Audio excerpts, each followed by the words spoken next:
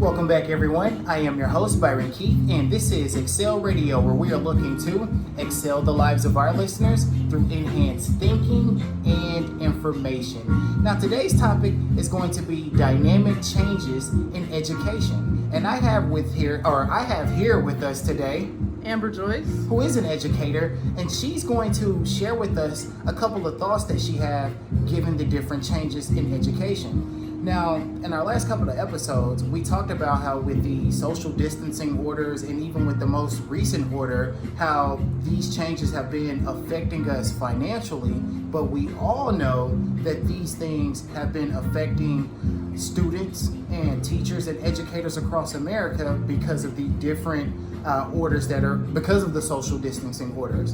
And so today I just have a few questions here for Joyce, and she's gonna just kind of share with us what she thinks about them. In a previous episode, I talked about how the parents' role in the student's educational development is key because the student is home with the parent most of the time. And so, Amber, I want to know, what do you think the benefits of homeschool are? Definitely just strengthening the home bond between the parent or guardian and the student.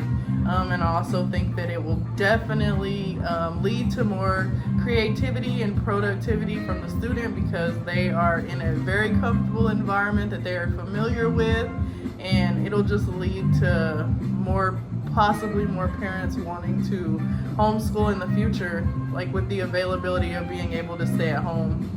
Okay. And so with that, I definitely agree with the relationship between the student and the parent being one of the big drivers of how that student is going to be receiving any kind of curriculum going forward. But as you know, with the different changes, they have been implementing different things to kind of make this work. And so what are some of those changes that you're seeing that's helping the education system continue? I guess just really the technology aspect. It's just really good for the students as we move into a new decade. Right. Sorry. It's new times now. As we move into a new decade, technology is really important, and students are becoming more and more technologically advanced, and so bringing that piece into the classroom has just been important.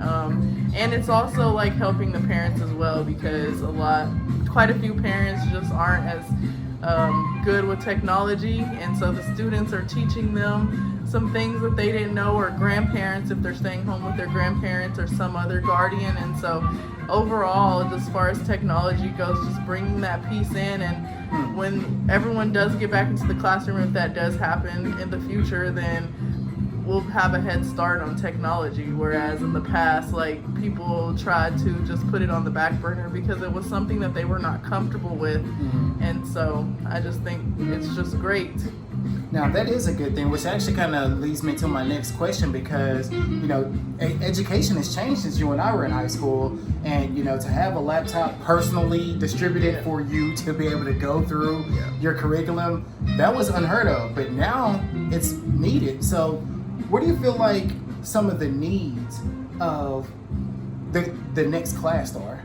Class of 2021? Yeah, class of 2021. Okay, I definitely think that, we need a way to definitely continue the social skills, because they've been out of school since March and we don't want to miss out on that. And then definitely preparing the class of 2021 for their future as far as jobs and careers, trades, whatever the case may be, just preparing them in that field. So we definitely need to be cognizant of things like resume building and so on and so forth, because we don't want to forget about that piece.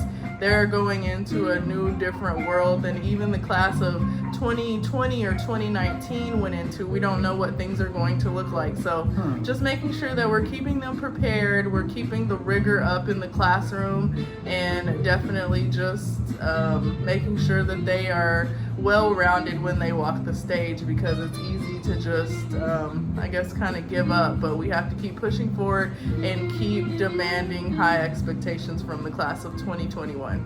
Okay. Well, there you have it. That's going to conclude today's episode. I'm your host, Byron Key, signing off.